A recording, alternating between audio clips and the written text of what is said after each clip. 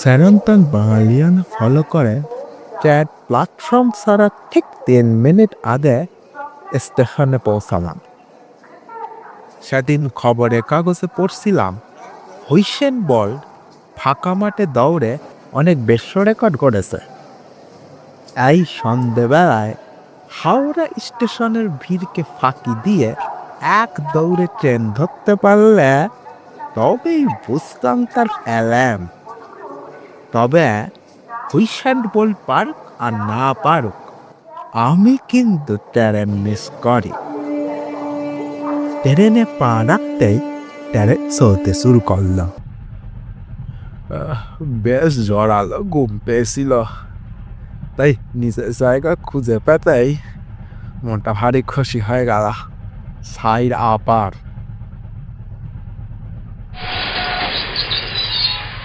হঠাৎ ট্রেনের একটা ঝাঁকুনিতে ঘুম গেল ভেঙে। ট্রেন তখন সশব্দে অন্ধকারের বুক চিরে ছুটে চলেছে।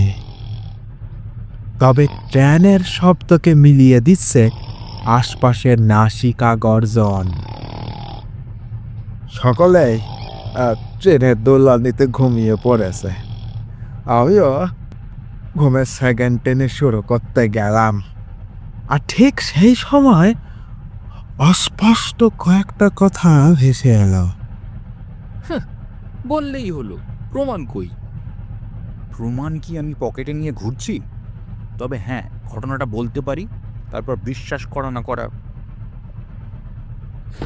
মন আর কানের সঙ্গে আমার পা দুটো চলে গেল পাশের বার্তের দিকে।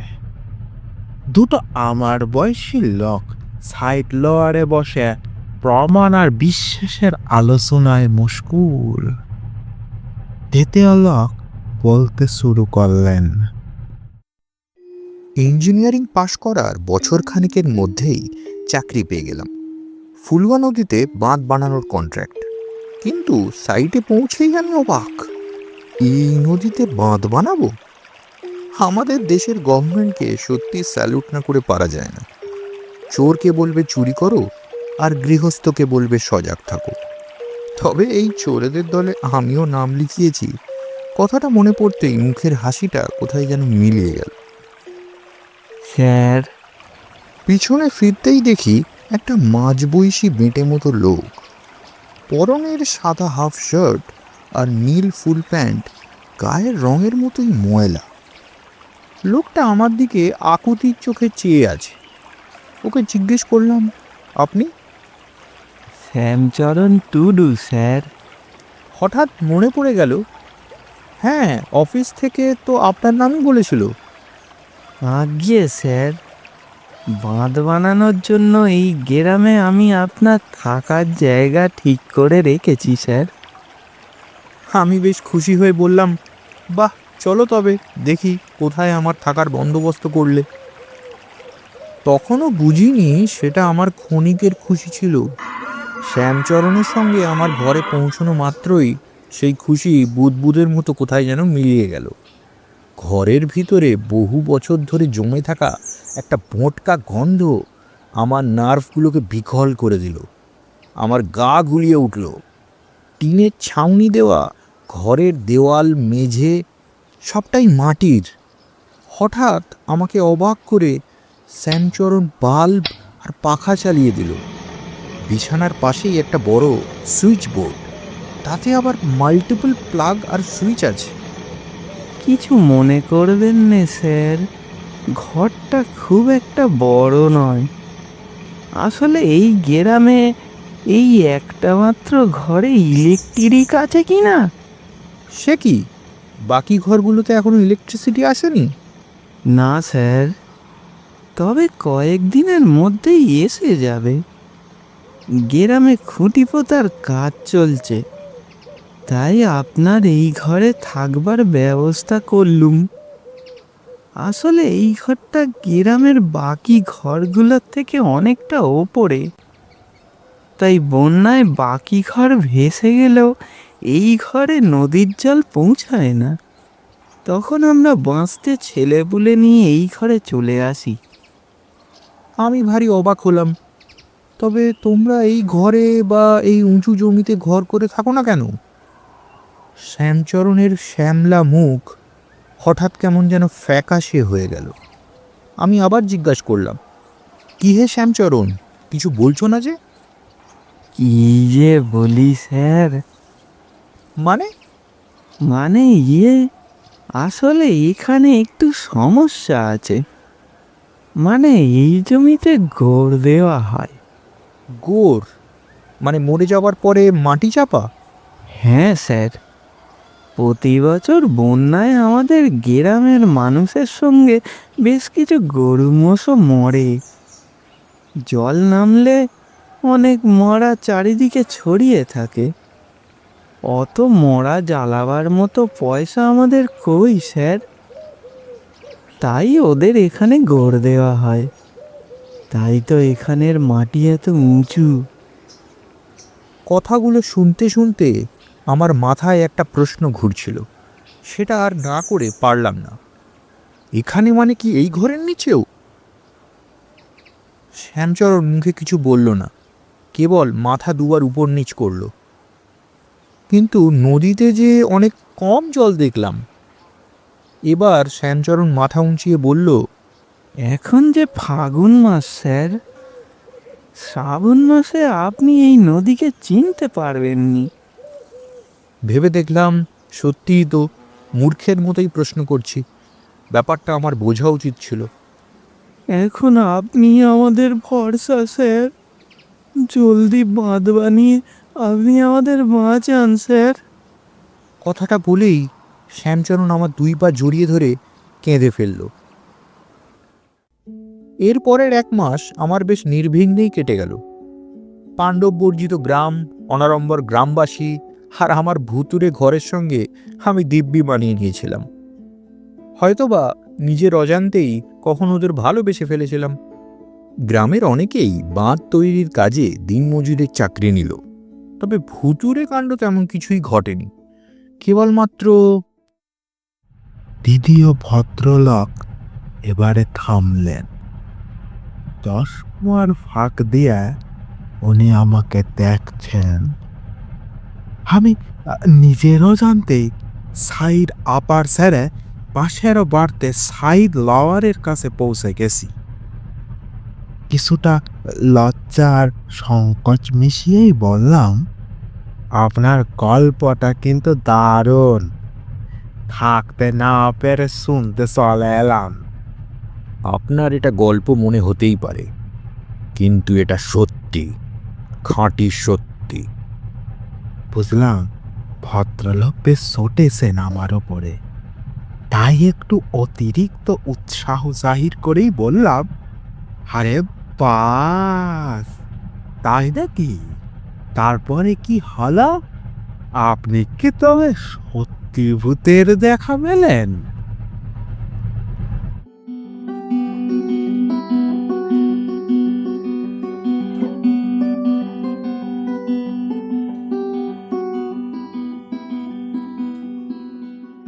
নমস্কার, আমি হিমাদ্রি।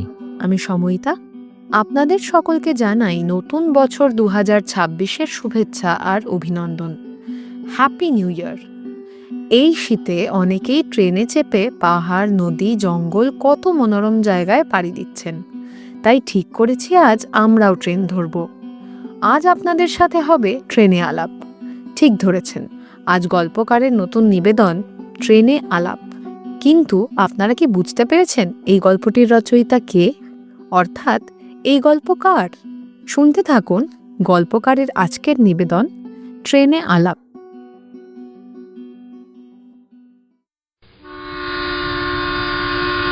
বুঝলাম আমার ওষুধে কাজ দিয়েছে। দ্বিতীয় ভদ্রলোক আবার বলতে শুরু করলেন, ছোট থেকেই সকলে আমাকে ডানপিটে আর দুঃসাহসী বলেই চেনে। তাই ওসব ভূত গোর কিছুই আমি পাত্তা দিইনি। তাই হয়তো তেনারাও আমাকে পাত্তা দেননি। রোজ সকাল থেকে সন্ধে পর্যন্ত সাইটে কাজ করে রাতে আবার সেই ঘরে ফিরে আসতাম। রাতের খাবার শ্যামচরণের বউ আমার জন্য বানিয়ে দিত। শ্যামচরণ সেই খাবার আমাকে সাইডে দিয়ে আসতো। সূর্য পশ্চিমে ডুব দিলে এ তল্লাটে আর কেউ পা রাখত না। আমি ওদের অনেকবার জিজ্ঞাসা করেছিলাম, এখানে কখনো কি ওরা কোনো ভূতুরে কাণ্ড দেখেছে? প্রশ্ন করলেই ওরা আমার মুখের দিকে এমনভাবে চাইতো যে আমার নিজেকেই তখন ভূত বলে মনে হতো। তবে মোটের ওপর বেশ ভালোই কেটে যাচ্ছিল দিনের সঙ্গে রাতগুলো। সে রাতে পূর্ণিমার গোল চাঁদ উঠেছিল আকাশে। দক্ষিণের খোলা জানলা দিয়ে কয়েক টুকরো আলো গোরস্থানের ঠান্ডা মোলায়েম বাতাসকে সঙ্গে নিয়ে আমার ঘরে পৌঁছে গেছিল। তখনও তেমন গরম পড়েনি এখানে। প্রতি রাতেই সেই মোলায়েম হাওয়া আমার সারা শরীর সযত্নে হাত বুলিয়ে দিত। নিজের অজান্তেই না জানি কখন ঘুমিয়ে পড়তাম। পরের দিন ভোরের আলো ফোটার সঙ্গে সঙ্গে আমার ঘুম ভাঙত। কিন্তু সেই রাতে অনেক আগেই আমার ঘুম ভেঙে গেল। মনে হলো কেউ যেন আমাকে ঠেলল। বুঝলাম স্বপ্নের দোষ। আবার ঘুমোবার চেষ্টা করলাম, কিন্তু ঘুম আর আসতে চায় না। এদিকে পূর্ণিমার চাঁদ তখন আকাশে মিলিয়ে গেছে। আমি আরেকবার কেঁপে উঠলাম। বুঝলাম আমাকে নয়, কেউ আমার বিছানাকে নাড়া দিচ্ছে। তবে কি ভূমিকম্প? বিছানা আবার কেঁপে উঠল। আমি তড়াক করে বিছানা থেকে নেমে পড়লাম। বিছানার পাশেই একটা ছোট টেবিল। সেখানে আমি একটা 4 সেলের টর্চ আর খাবার জলের জগ রাখি। টর্চটা হাতে নিয়ে বিছানা থেকে আলো ফেলতেই যা দেখলাম তাতে আমার রক্ত হিম হয়ে গেল। কোনো অদৃশ্য শক্তির আকর্ষণ বলে আমার বিছানা নড়ছে, অথচ আমি যেখানে দাঁড়িয়ে কই সেখানে তো কোনো কাঁপুনি আমি অনুভব করলাম না। তবে ভূমিকম্প কিভাবে? সঙ্গে সঙ্গেই টর্চ নিভিয়ে দিলাম। পাশের ঝোপ থেকে তখন ঝিঁঝি ডাকতে শুরু করেছে। মনে মনে ভাবলাম, না, ভয় পেলে চলবে না। আমি তখন খাট থেকে দুহাত দূরে ধীরে ধীরে খাটের দিকে এগোতে শুরু করলাম। আমার হাত পা তখন মনের নিষেধাজ্ঞাকে পরোয়া না করেই পার্কিনসন্স রোগীর মতোই অক্লেশে কেঁপে চলেছে। খাটের কাছে পৌঁছতেই আবার সেই কম্পন। তবে এবারে শুধু খাট নয়, আমার পায়ের নিচের মাটিও যেন একটা শব্দ করে কেঁপে উঠল। আমি আর নিজেকে সামলাতে না পেরে মেঝেতে পড়ে গেলাম। আমার হাত থেকে টর্চটা কিছু দূরেই মাটিতে ছিটকে পড়ে আমার দিকেই সার্চ লাইট ফোকাস করলো। মনে হলো আমার শরীরে আর কোনো শক্তি নেই। আমি প্যারালাইজড, তাই আর ওঠার কোনো চেষ্টাও করলাম না। কেবলমাত্র কয়েকটা অস্পষ্ট শব্দ মাটি ফুঁড়ে বেরিয়ে আসতে চাইল। মনে পড়ে গেল শ্যামচরণের সেই কথা, এই জমিতে গড় দেওয়া হয়। তবে কি? কয়েকটা হাতি আমার বুকের দাপাদাপি শুরু করে দিল। আর ঠিক তক্ষুনি সেই টর্চের আলোতে দেখতে পেলাম আমার নাকের থেকে ঠিক 3 ইঞ্চি দূরে একটা শীর্ণ হাত মাটি ফুঁড়ে বেরিয়ে আসছে।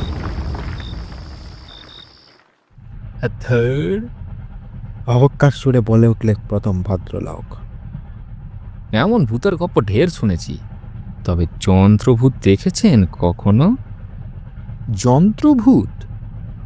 আমি আর দ্বিতীয় ভদ্রলোক একসঙ্গে আমাদের বিস্ময় প্রকাশ করলাম। হ্যাঁ, তবে বলি শুনুন। এবারে প্রথমজন বলতে শুরু করলেন। আমার ফ্যামিলি কলকাতায়, তাদের সঙ্গে দেখা করেই আবার চাঁপাপুর ফিরছি। আমি চাঁপাপুর হাই স্কুলের ইংলিশ টিচার। এই স্কুলের ছেলে ছোকরাগুলো একেবারে শয়তানের আঁটি। আমি যেদিনে প্রথম ক্লাস নিতে গেছিলাম, সেদিন আমার চেয়ারের পায়াগুলো কেউ কেটে রেখেছিল। একেই আমার হার্ট দুর্বল, তাই ক্লাসরুমের চেয়ার থেকে পড়ে একেবারে হাসপাতালের বিছানায় উঠলাম। হেড স্যার ছেলেদের বেশ বকাঝকা করলেন, এমনকি গোটা ক্লাস সাসপেন্ডও করতে চাইলেন। আমি মানা করলাম, বয়স কম, না হয় একটু দুষ্টুমি করেই ফেলেছে, তাই বলে এবারের মতো ওদের ছেড়ে দিন স্যার। হেড স্যার আমার দিকে কিছুক্ষণ হাঁ করে চেয়ে রইলেন। তারপরে আমার কাঁধে হাত রেখে বললেন, চেষ্টা করে দেখো, গাধা পিটিয়ে মানুষ করতে পারো কি না? এরপরে আবার সেই গাধাদের ক্লাসে গিয়ে দেখি ক্লাসের ছবির খানিকটা বদল হয়েছে। আমার টেবিলের ঠিক সামনে 3টি ছেলে মাথা নিচু করে দাঁড়িয়ে রয়েছে। আমি নিজের গলাকে যতটা সম্ভব গম্ভীর করে জিজ্ঞেস করলাম, কি হয়েছে? তাদের মধ্যে একজন উত্তর দিল, আমরা খুব ভুল করে ফেলেছি স্যার। বুঝলাম এই হলো গ্যাং লিডার। ভালো করে চেয়ে দেখলাম এই ছেলেটা বাকিদের থেকে বেশ কিছুটা আলাদা। ক্লাস 8-এ পড়লেও মুখে বেশ ভালোই গোঁফের নকশা ফুটে উঠেছে। আমি সেই গম্ভীর সুরেই পরের প্রশ্ন করলাম, কি ভুল করেছিস? সে আমার দিকে তাকিয়ে ভ্যাঁ করে কেঁদে ফেলল। আপনার চেয়ারের পায়াগুলো আমরাই। থাক, অনেক হয়েছে, আর নিজেদের গুণকীর্তন করতে হবে না। তবে এবারে যদি পরীক্ষার রেজাল্ট ভালো না করেছিস, তবে আমি তোদের বেঞ্চের পায়া নয়, তোদের পা দুটোই ভেঙে দেব। না, পরীক্ষা শেষে তাদের রেজাল্ট মোটেই ভালো হয়নি। তবে যে ছেলেগুলো বছর বছর ফেল করে তারা এবারে পাশ করলো। উপরন্তু গাধাদের মানুষ হবার ট্রান্সফরমেশন ফিল করতে পেরে হেড স্যার আমার ওপরে বেজায় খুশি হলেন। তবে আমি ভারী দুঃখী হয়ে গেলাম। ক্লাসের চাপ, ক্লাসের বাইরের চাপ সব মিলিয়ে আমি একেবারে চিড়ে চ্যাপ্টা হয়ে গেলাম। এদিকে স্কুল কর্তৃপক্ষ জানালেন এপ্রিলের 2nd উইকে স্কুল ইন্সপেকশনে আসবেন বড় সাহেব।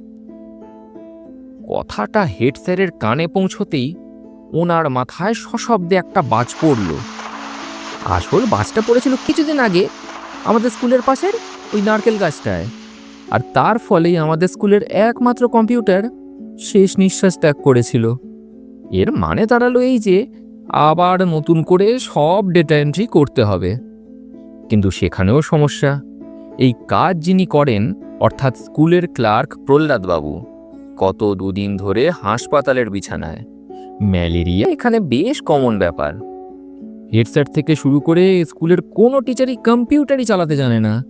ডেটা এন্ট্রি করবেন কিভাবে? এদিকে আমার বায়োডাটা বানাবার সময় বেশ সগৌরবে লিখেছিলাম প্রফিশিয়েন্ট ইন হ্যান্ডলিং কম্পিউটার। এখন সেই হ্যান্ডেলের গুঁতোয় আমার প্রাণ অস্থির।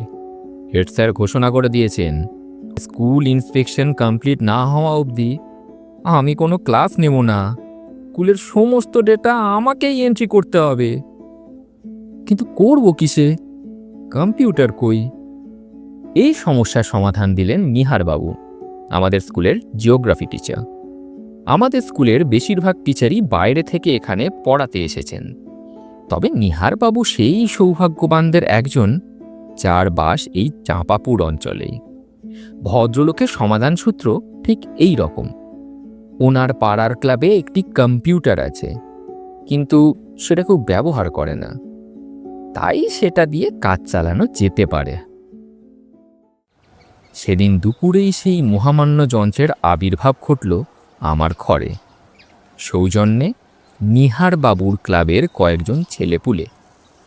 তবে কম্পিউটার বাবাজিকে দেখে আমার আর বুঝতে বাকি রইল না এই ছেলেপুলেদের এই যন্ত্রের প্রতি অনীহার কারণ। আমি নিহারবাবুকে বললাম, স্যার এটা কি কাজ করবে? একে তো অনেক পুরনো মডেল, তার উপরে কবে চালু হয়েছে তার নেই ঠিক। দানা পুরোনো বটে, তবে ফার্স্ট ক্লাস কাজ করে। আমি মনে মনে ভাবলাম, সেই আপনি যে এই ফার্স্ট ক্লাস যন্ত্রে কত ফার্স্ট ক্লাস কাজ সেরেছেন, উনি বোধ হয় আমার মনের কথা বুঝে ফেললেন। আমি নিজে করিনি, কিন্তু ক্লাবের ছেলেপেলেগুলোকে কয়েকবার নাড়াচাড়া করতে দেখেছি না। ওরাই তো আমাকে জানালো জিনিসটা ফসিল হলেও দারুণ ফর্মে আছে। তবে ওটা কিভাবে ফেলে রেখেছেন কেন? এটা কি ইউজ না করলে এটা তো সত্যিই ফসিলে পরিণত হবে। হঠাৎ আমার কথা শুনে নিহারবাবুর মুখটা কেমন যেন শুকিয়ে গেল। তিনি একটা ঢোক দিলে বললেন, আসলে এই কম্পিউটারটা ঠিক আমাদের ক্লাবের নয়। আমি নিজের চোখ দুটোকে যতটা সম্ভব ছোট্ট করে জিজ্ঞেস করলাম, মানে? আপনাদের নয় তো কার এই কম্পিউটার? অনিমেষ সামন্ত। ও, উনি বুঝি আপনাদের ক্লাবকে এই কম্পিউটার দান করেছিলেন? আসলে বেশ অনেক বছর আগে উনি হার্ট ফেল করে মারা যান। শুনেছি ওনার আগে পিছে কেউ ছিল না। পুলিশি তদন্তের পরে ওই কম্পিউটার আমরা ক্লাবে নিয়ে আসি। কিন্তু কিন্তু ভয়ে তখন আমার গলা শুকিয়ে কাঠ হয়ে গেছে। অতি কষ্টে কথাটা উচ্চারণ করলাম। কয়েকবার ইউজ করেই ওরা বলতে শুরু করলো ও স্ক্রিনে নাকি অনিমেষ সামন্তকে দেখা যায়, তবে সকলে দেখতে পায়। যারা সেরকম কিছুই দেখে না তারা বলে বাকিরা নাকি বেশি ভয় পেয়ে ভুলভাল দেখেছে। এই দুই দলের টানা পড়ে নেই মেশিনটা আমাদের ক্লাবই রয়ে গেল, কিন্তু সেটা আর কেউই ব্যবহার করলো না। তবে এটা আমাকে দিচ্ছেন কেন? আমি খানিকটা তুতলিয়ে জিজ্ঞেস করলাম। সে কি, তুমি তো খোদ কলকাতা শহরের ছেলে, ভূত প্রেতে বিশ্বাস করো নাকি? বিশ্বাস করি বললে ভুল বলা হবে। সত্যি বলতে কি, আমি ভূতে ভয়ানক ভয় পাই। আর পাবো নাই বা কেন? আমি কলকাতার ছেলে বলে কি ভূত আমাকে কোনো রকম কনসেশন দেবে?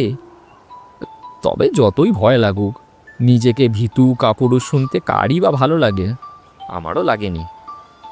আর তার নিট ফলাফল, কম্পিউটারটা আমার ঘরেই রয়ে গেল। আমার ঘর থেকে স্কুল বেশ কাছেই, মিনিট 10-এর হাঁটা পথ। এই চাঁপাপুরে থাকবার জন্য এই ঘরটা স্কুলের তরফ থেকে আমার জন্য বরাদ্দ করা হয়েছে। তবে কেবলমাত্র আমি নই, আমার মতো অনেককেই স্কুলে ভাবে থাকার ব্যবস্থা করে দিয়েছিল।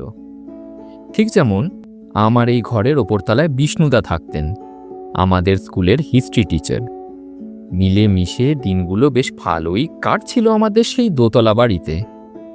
দিনের খাবার স্কুলের পাশের হোটেলে খেয়ে নিলেও রাতে পালা করে আমি নয়তো বিষ্ণুদাই খাবার বানাতাম।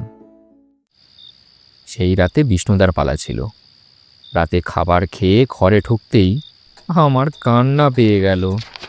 আজ স্কুল থেকে কম করে হলেও 10টা ফাইল পাঠিয়েছে। আমি একটা ফাইল খুলে দেখে তারপর সেই যন্ত্রটার দিকে চোখ ফেরালাম। মনিটর থেকে শুরু করে সিপিইউ, কিবোর্ড, মাউস সকলেই যেন আল কাতরা মেখেছে। এমনকি ওদের ঢাকা দেয়া কাপড়গুলোও সেই কালো রঙের। আমার কম্পমান হাত দিয়ে মনিটর আর সিপিইউ এর সুইচ টিপলাম। মনিটর জ্যান্ত হলো, কিন্তু কই কোনো ছবির তো দেখা পেলাম না। অনিমেষ সামন্ত তো অনেক দূর। স্ক্রিনের কালো রঙের ওয়ালপেপারও একেবারে ফাঁকা। কোনো সফটওয়্যার বা ফোল্ডারের চিহ্ন পর্যন্ত নেই। বুঝলাম একে নিয়ে বিশেষ নাড়াচাড়া হয়নি। মাই কম্পিউটারেও অনিমেষ সামন্তর কোনো অস্তিত্ব খুঁজে পেলাম না। মনে একটা সন্দেহ হলো, তবে কি পুলিশ অনিমেষ সামন্তর সমস্ত ফাইল এই কম্পিউটার থেকে সরিয়ে দিয়েছে? তাই হবে হয়তো। আগেই আমি এরকম একটা আশঙ্কা করেছিলাম, তাই কয়েকটা জরুরি সফটওয়্যার জোগাড় করে রেখেছিলাম। এবারে সেইগুলো নিয়ে ফিরে আসতেই আমার শরীর বরফের মতো ঠান্ডা হয়ে গেল। কম্পিউটার স্ক্রিনে বিভৎস চেহারার একটা কুচকুচে কালো লোক আমার দিকে বড় বড় চোখ পাকিয়ে চেয়ে আছে। আমার আর বুঝতে বাকি রইল না, এই হলো সেই অনিমেষ সামন্ত। কিছু পরেই আমার কেমন যেন একটা খটকা লাগলো। ভয়ে ভয়ে কম্পিউটারের সামনে এগিয়ে গেলাম। কম্পিত হাতে মাউস ধরতেই অনিমেষ সামন্ত কোথায় যেন কর্পূরের মতো মিলিয়ে গেল। কিছুক্ষণ কম্পিউটার ব্যবহার না করতেই অনিমেষ সামন্ত ফের ফিরে এলো, তবে মাউস ধরতেই আবার গায়েব। বুঝলাম ক্লাবের ছেলেপুলেদের সেই ভয়ের কারণ অনিমেষ সামন্ত নয়, তার স্ক্রিন সেভার। অবশ্য ভদ্রলোকের যা চেহারা, তাতে আর ক্লাবের ছেলে ছোকরাদের বিশেষ দোষ দেওয়া চলে না। আমি অনেকটা নিশ্চিন্ত হয়ে কম্পিউটারে সফটওয়্যার ইনস্টল করতে গেলাম। আর ঠিক তক্ষুনি আমার রিস্টওয়াচ পিপ করে একটা ছোট্ট শব্দ করলো, আর সঙ্গে সঙ্গে আমার চোখের সামনে অন্ধকার জমে গেল। এখানে রাতে ঘুমোবার সময় মানুষকে আর কষ্ট করে লাইট অফ করতে হয় না। এলাকার ইলেকট্রিসিটি ডিপার্টমেন্ট সেই দায়িত্ব রোজ রাত 11টায় নিষ্ঠা ভরে পালন করে। তবে লোডশেডিং হলেও মনিটরের আলো তখনও মরেনি। কম্পিউটারে সেই আবছা আলোয় দেখলাম আমার দিকে ধীরে ধীরে নিঃশব্দে এগিয়ে আসছে কম্পিউটারের সিপিইউ। নিজেকে আর সামলাতে পারিনি, ধরনীর কাছেই সঁপে দিয়েছিলাম। তারপর দেখলাম আমাদের অজান্তে এই ভৌতিক আটটায় কখন ঢুকে পড়েছে কালো কোট পরা বছর 40-এর একটা লোক। তারপরে আর কি, মনে পড়লো সফটওয়্যারগুলো ইনস্টল করব বলে লোডশেডিংয়ের ঠিক আগের মুহূর্তেই আমি সিডি ড্রাইভের বোতাম টিপেছিলাম, কিন্তু সিপিইউ থেকে ঢাকা সরাতেই ভুলে গেছিলাম। আর তার ফলে আমার চোখ দেখল অন্ধকারে আমার দিকে এগিয়ে আসছে কালো কাপড়ে ঢাকা সেই সিপিইউ। প্রথম ভদ্রলোক তার গল্প শেষ করলেন। আরে ধুর মশাই, এখানে ভূত কোথায়? সেই কালো কোটের লোকটা বিরক্তির সুরে বলে উঠল, আপনাকে কোথায় যেন দেখেছি। হঠাৎ প্রথম ভদ্রলোক দ্বিতীয় ভদ্রলোকের দিকে সে কথাটা বলল।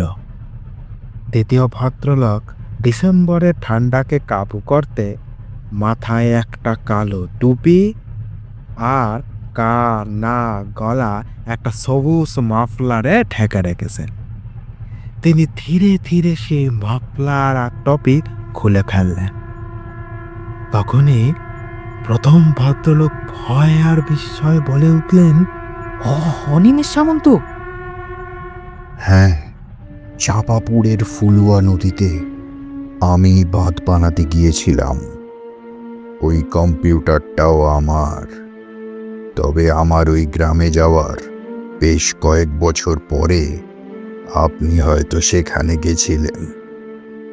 তখন বন্যা বা মাটির ঘর কিছুই হয়তো সেখানে ছিল না।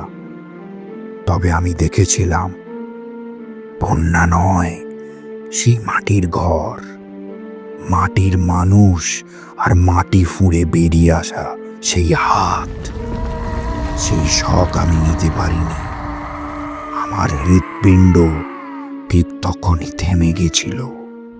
শুধু আপনার নয়, আমি আর প্রথম ভদ্রলোক আতঙ্কে কুরাজ বাঁধলাম। আপনিও কি আমাকে চেনেন? অনিমেষ সামন্ত আমাকে প্রশ্ন করলেন। এবারে আমার পালা। পড়াশোনায় আমি বেশ ভালো ছিলাম। প্রতি বছর ক্লাসে প্রথম 5 জনের মধ্যে থাকতাম। তবে অনেক টেনে টুনে ক্লাস 10-এর বেশি পড়তে পারি। এই মাধ্যমিক পরীক্ষা চলাকালীন আমার বাবা মারা যান। মা অনেক ছোটবেলায় মারা গিয়েছিলেন। খেতে 3 রাত মেহনত করে আমি বোনকে স্কুলে ভর্তি করেছিলাম। তারপরেই সব শেষ। আপনি যাই বছর আমাদের গ্রামে এলেন, সেই বছর বন্যায় আমার ভিটে, ক্ষেত, এমনকি আমার বোনটাও ভেসে গেল। তবে সে মরেনি, এখন কলকাতায় থাকে। আমি তাকে দেখেই ফিরছি, কিন্তু তখন কাজ নেই, খাবার নেই, বাড়ি ঘর ক্ষেত কিচ্ছু নেই। এমন সময় জানলাম বাঁধ বানাতে ইঞ্জিনিয়ার বাবু আমাদের গ্রামে আসছেন। শুনলাম আপনার ঘরে নাকি কম্পিউটার আছে। খোঁজ নিয়ে জানতে পারলাম বাজারে নাকি তার অনেক দর। তাই অনেক ভেবে ঠিক করলাম শীত কেটে ওই ঘরেই ঢুকবো। অন্ধকারে ওই মাটির ভেতর দিয়ে সুড়ঙ্গ বানানোর সময় মাঝে মধ্যেই মাথার খুলি আর নানা রকম হাড় আমাকে ভয় দেখাচ্ছিল। তবে পেটের জ্বালা ভয়ের জ্বালার থেকে অনেক বেশি কষ্টের।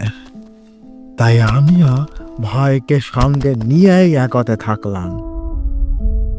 এরপরে আপনার ঘরে মাটি ফুঁড়ে আমার হাত বের করার সঙ্গে সঙ্গে আপনার ভয়ানক চিৎকার শুনে আমার আত্মারাম খাসা হয়ে গেল। আমি ওই মাটির ভেতরেই মরে পড়ে রইলাম।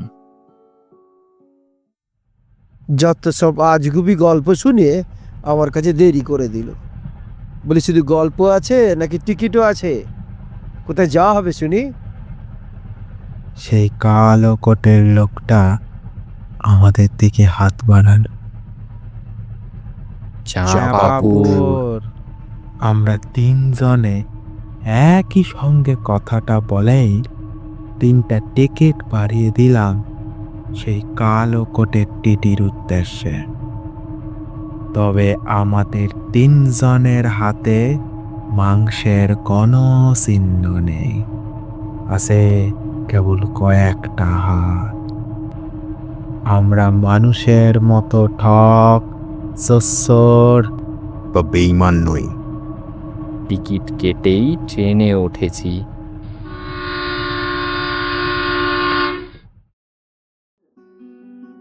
আপনারা এতক্ষণ শুনছিলেন ট্রেনে আলাপ। গল্পের কথকের চরিত্রে ছিল শ্রয়ণ, অনিমেষ সামন্ত হয়েছিল দেবাশিস, প্রথম ভদ্রলোকের ভূমিকায় ছিল হিমাদ্রি, শ্যামচরণ হয়েছিল সুপ্রিয়, নিহারবাবুর চরিত্রে ছিল প্রদীপ্ত, হেডমাস্টার হয়েছিল অর্ণব, টিটির চরিত্রে ছিল শুভঙ্কর এবং ছাত্রের ভূমিকায় ছিল অরিত্র। ট্রেনে আলাপ গল্পটি রচনা করেছেন হিমাদ্রি শেখর মণ্ডল। হিমাদ্রি শেখর মণ্ডল বর্তমানে বম্বে ন্যাচারাল হিস্ট্রি সোসাইটিতে পক্ষী বিজ্ঞানী হিসাবে কর্মরত এবং শখে গল্প উপন্যাস লেখালেখি করেন। 2024 সালের কলকাতার আন্তর্জাতিক বইমেলায় হিমাদ্রি রচিত শ্যাডো গেম এবং নামে 10টি গল্প সংকলনের একটি গ্রন্থ দ্য ক্যাফে টেবিল থেকে প্রকাশিত হয়েছিল। ট্রেনে আলাপ সেই গ্রন্থেরই একটি গল্প। 2026 সালের আন্তর্জাতিক কলকাতা বইমেলায় হিমাদ্রি শেখর রচিত উপন্যাস মণিসন্ধান দ্য ক্যাফে টেবিল থেকে প্রকাশিত হবে। শ্যাডো গেম এবং মণিসন্ধান 2026 সালের কলকাতা আন্তর্জাতিক বইমেলার 7 নম্বর গেটের কাছে 382 নম্বর স্টল দ্য ক্যাফে টেবিল থেকে পাওয়া যাবে। আপনাদের সকলের আমন্ত্রণ রইল। দেখা হবে কলকাতা বইমেলায়। হিমাদ্রির আরেকটি পরিচয় আমরা ইতিমধ্যেই জানি। তিনিই আমাদের এই অডিও চ্যানেল অর্থাৎ গল্পকারের প্রধান উপস্থাপক। তাই অন্যান্য এপিসোডের মতো আজকের সমগ্র কাহিনীটির মূল ভাবনা, এডিটিং এবং বাস্তবায়নের নেপথ্যে ছিল হিমাদ্রি। আজকের গল্পের আবহ সঙ্গীত পরিবেশনা করেছে অরিত্র এবং সূর্য। আজকের পরিবেশনা আমরা এখানেই শেষ করছি। খুব শীঘ্রই সাক্ষাৎ হবে একটি নতুন গল্প নিয়ে। আপনাদের সুস্থতা কামনা করি। ধন্যবাদ।